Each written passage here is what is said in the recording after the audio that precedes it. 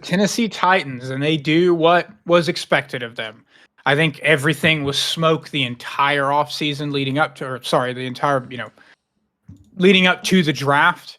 I think it was all just smoke about, oh, phones open or we don't know what we're going to do type thing, because the Giants apparently were willing to give up multiple picks to move up 2 spots. They didn't do it.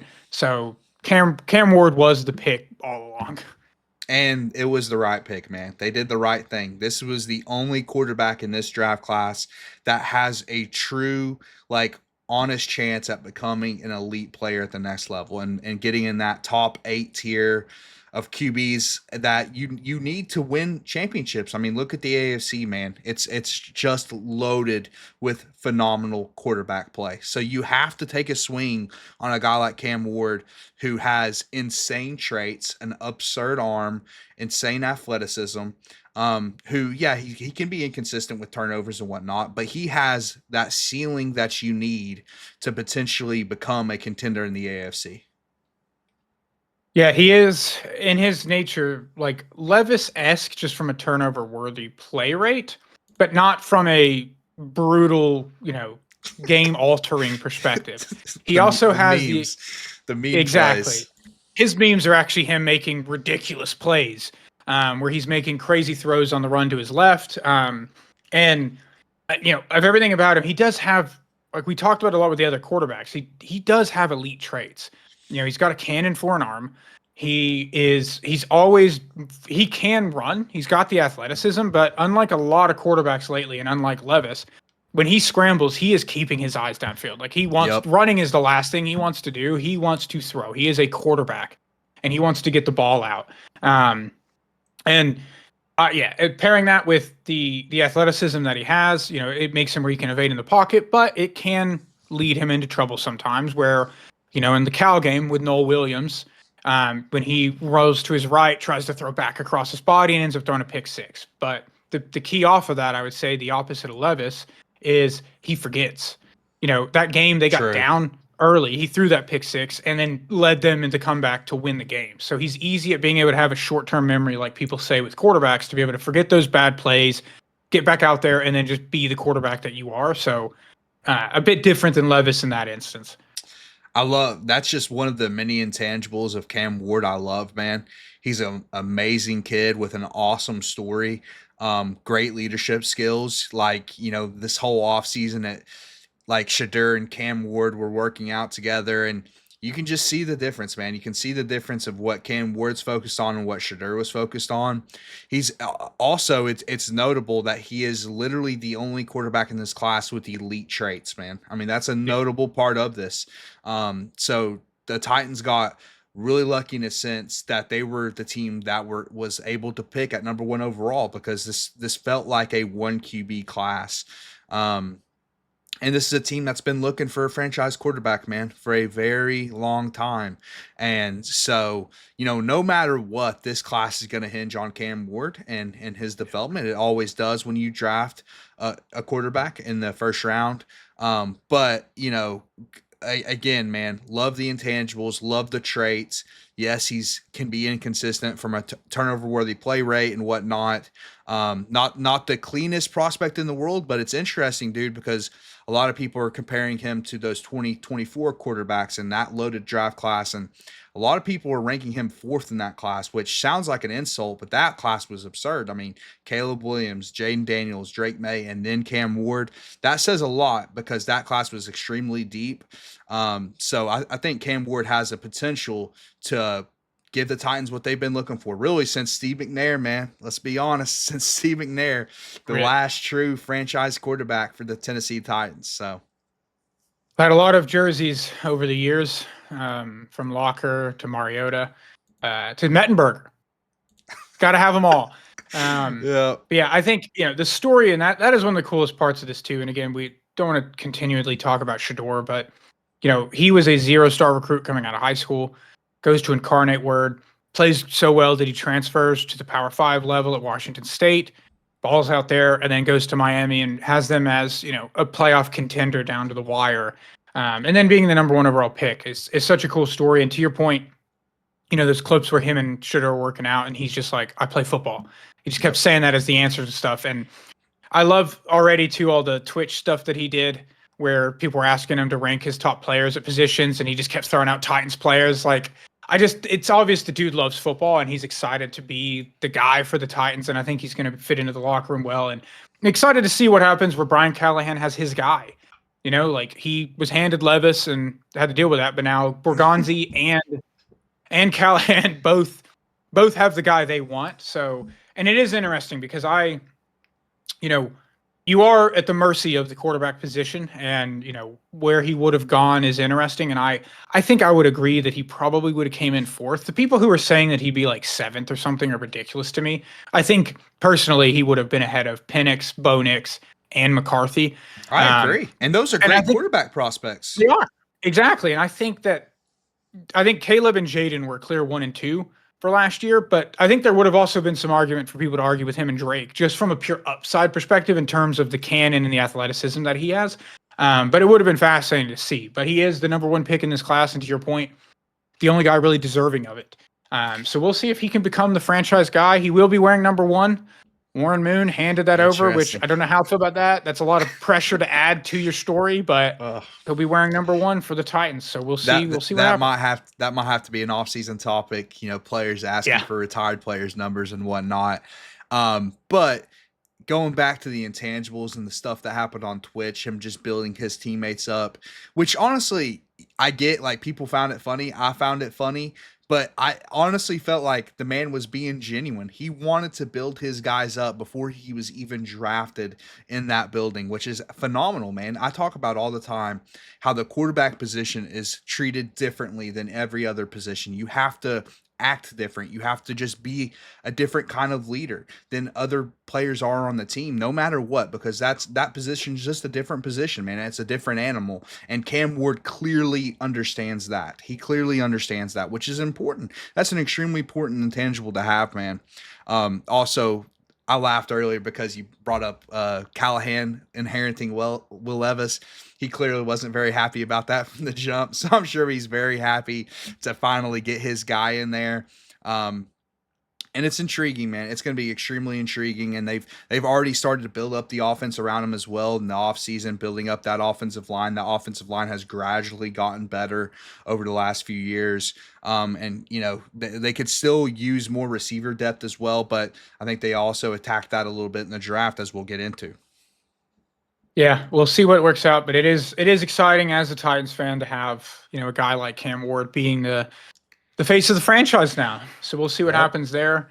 They then go back-to-back defensive players, and I love the 3rd-round pick, but Oluwafemi Oladejo, the edge rusher out of UCLA, very raw from an edge perspective, but played inside linebacker and then bumped out for just like 7 games this past season, but played really well and is an incredible run defender from his time as a linebacker. And then Kevin Winston Jr. in the 3rd round, guy who would have probably been a fringe 1st rounder if it weren't for the injury that took him out this past season.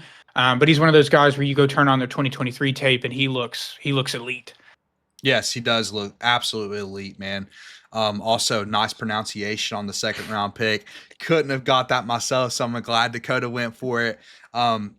Developmental edge in the 2nd round makes total sense. Like you said, good run defender. But Kevin Winston in the 3rd round, absolutely loved. Another guy that the Colts could have had, by the way, with their Justin Wally pick, which I would have liked a lot better. Apparently, this guy is like an absolute elite tackler. Like I've heard, like has like basically never missed a tackle in his college career, which is just absurd. That might be a bit of an exaggeration, but this is a guy that can play. And when you get 3rd rounders that I feel like can make an immediate impact on the team, I love that, man. Getting that in the 3rd round, which is never a guarantee. 3rd rounders are never guaranteed to come in and start. And he might not be listed as a starter right now, but I think he will make an impact his rookie year. So absolutely. And it is unfortunate because he didn't get the test either because of the injury. So you don't really have the true measures. And that's part of, we kind of saw that happen with Will Johnson and obviously the knee thing. But it does seem like if you can't test some of these guys who are, you're wanting to see what the athleticism looks like, it does hurt their stock a bit. But works out where, pick him up in the 3rd. Definitely think he's going to have an opportunity to compete for some reps at safety alongside Amani Hooker. And yeah, edge was an obvious pick. everybody wanted to go receiver earlier, but edge was a massive need for this team. Even independent of Harold Landry leaving in free agency, he was always a cleanup guy, you know, kind of benefiting from what Jeffrey Simmons and Teair Tart and Danico Autry, these guys had done over the past few years, and T'Vondre Sweat this past season, of just getting sacks from not really being that good at generating pressure. So edge was a need, grabbing him in the second, see if he can kind of develop. But at the very least, you got a good run defender, so I love that. But yeah, excited to have Kevin Winston and put him back there. And then attacking the offense, trying to put pieces around your new young quarterback. They go Chimere Dike, wide receiver out of Florida, which was a little bit of a reach compared to the consensus here. A lot of people had him more of like a 6th round guy, but high athlete, dude, that 4.34 speed, super fast, super quick. So I think that was kind of the reasoning behind that, was getting a guy that the Titans don't really have that, and they haven't for a minute, to be honest, having a guy who just can stretch the field and is a speedster like that. And then pairing him with, you can call him the Travis Hunter killer. Yep. Alec Ayomanor, wide receiver out of Stanford, in the 4th round. So they double up with receivers in the 4th. And in the middle of that, also take Gunnar Helm, tight end out of Texas. Love the Ayomanor pick, man. Absolutely love that pick in the 5th round, or the 5th round, or no, 4th round, into the 4th round.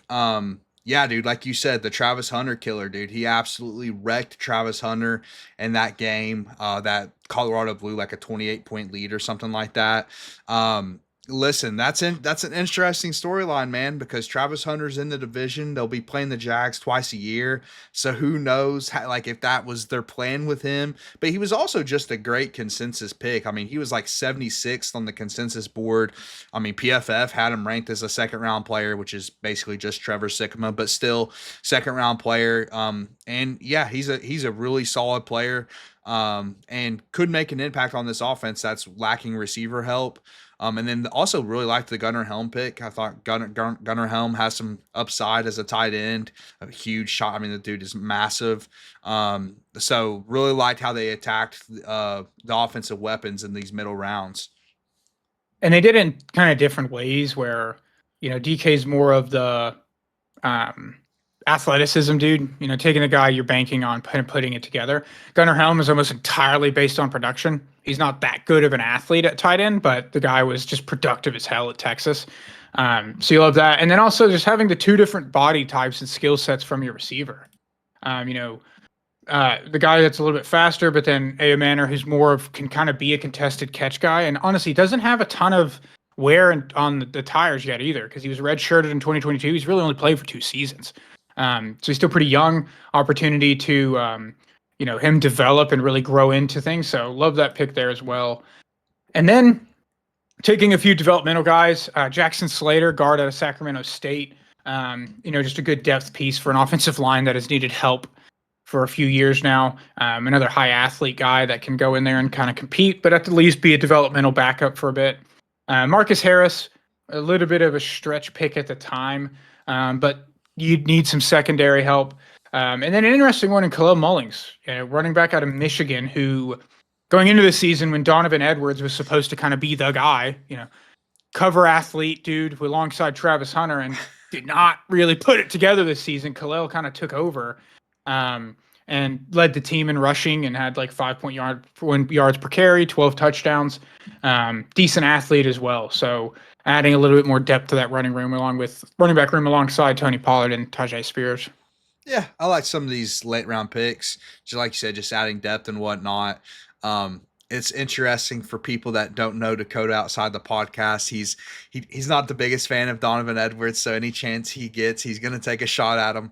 But yeah, I actually did really like that 6th round pick for them as well, adding depth to that running back room, because he really did. I mean, he kind of took over that job when he wasn't expected to, which is, I think, says a lot about the guy. In a year where Michigan's offense was struggling. So yeah, I like those late round picks for them. Yep, adding those pieces and then continuing to add those pieces through the UDFAs, where they take a guy who I think a lot were surprised didn't get drafted in Xavier Restrepo, Cam Ward's teammate at Miami, who did not test well athleticism-wise, but was productive and just, kind of a unique piece in the slot. Almost Hunter Renfrow-esque, where it's like the guy almost lacks athleticism entirely, but he just gets open from the slot. So could be another really interesting piece to this Titans offense that needs receiver help. It's wild. It's wild, dude. I mean, this is one of the best UDFA pickups in the entire UDFA class, in my opinion. Just makes so much sense. I mean, Xavier Restrepo is a really talented player, extremely productive. Like you said, he just doesn't have NFL athleticism or size, but he played with Cam Ward in college, which is such an X factor, man. We've seen that work out in times and not work out in others. But with UDFA, it's like there's absolutely zero risk in this whatsoever. This is a guy that the Titans could have drafted in the 5th round. I would be like, okay, that makes sense. I mean, pairing him with his teammate in Cam Ward. So getting him for basically nothing, no draft capital used on him whatsoever, is just fantastic. I think this is arguably maybe the best UDFA pickup in the entire NFL. Yep, and you pair him with DK and A. Manor to now come into a wide receiver room that has Calvin Ridley, and that is pretty much it. And he's really a wide receiver too. Yeah. You kind of need guys to take over. Treylon is, or he's a priority on IR, so you need guys out there that can at least get on the field. So love that too, and pairing him with him. And I saw the clip where Cam Ward called him, and actually the Bergonzi and the Titans front office, when they called Restrepo to kind of get the deal done, they were talking about how Cam had been like calling them since like the 4th or 5th round, with being like, basically saying, you got to get him. You got to get him. Oh, really? Yeah. And so they told him that, So then they went and got him for him. So love that. Wow. All right. With that in mind, Austin, what was your favorite pick for the Titans? I'm going chalk, man. Cam Ward. This could completely change the Tennessee Titans franchise. It's going to be fascinating, man, to see how it plays out. A lot of these young rookie quarterbacks have come in of recently and literally changed franchises for the better. I mean, you see what just Jayden Daniels did for the Commanders. You see what Drake May potentially is going to do for the Patriots. Like, a lot of these young quarterbacks are just completely changing the franchise's future, and that's exactly what Cam Ward could do for the Titans, dude. Completely change this team's outlook, who's needed a franchise guy for years now, who has swung and missed at quarterback time and time again, and this could finally be the guy that changes that. I hope you're right, man. I already have my jersey on the way, pre-ordered it, so I'll have my Cam Ward jersey to add to the collection. I'm torn.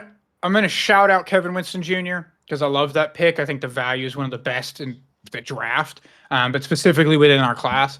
But I'm going to go Alec Manor. I think the value of him in the 4th round, how young he is, how much he could continue to grow, and with the Travis Hunter stuff in the division, just makes it a cool story. But has the potential to develop into a true wide receiver 1 or 2, which this team desperately needs. So I love the value of him in the 4th round and the skill set that he brings to the offense to go alongside the new quarterback, Cam Ward. Love it, man. All right. What does the consensus say about the Titans draft? 15th overall, right around the middle, of the league. I think part of that is due to just the fact that people won't give them credit for the Cam Ward pick, right? Which I get, because it was the obvious thing to do. It's kind of like the Giants and Abdul Carter. It's like, well, this is the obvious thing to do. You don't really get credit on top of doing the obvious thing. So, but I mean, outside of the Cam Ward pick, even doing the obvious thing, I thought they just had a really good draft. Like you said, you just mentioned 2 of the best value picks in the draft, in my opinion. And you also have to throw Xavier Restrepo in that X factor is a UDFA. So I agree with this, man. I think the Titans had one of the better drafts in the league. Yeah, I do think it is interesting, because I don't even know if I could answer it myself on how I would grade, because it seems unfair to just exclude the person they took with the number 1 pick like it's chalk, but it's how much you do weigh that. Apparently Thor did not care, because he had a horrible grade for the Titans. Guy gives horrible grades for everybody, apparently. And maybe he also hated Cam Ward too. I don't know, but the guy he did not like it. So, but I think that's probably about right. I would have liked to. We had different opportunities. The guys like Ezraku and stuff. We didn't trade back, but all in all, it'll all, to your point earlier, it's all going to ride on Cam Ward. First number 1 overall pick for the first time in a long time for the franchise. Had it 2016, but traded back. Became Jared Goff. But we'll see. It all comes down to Cam Ward. So that is the Titans 2025 class.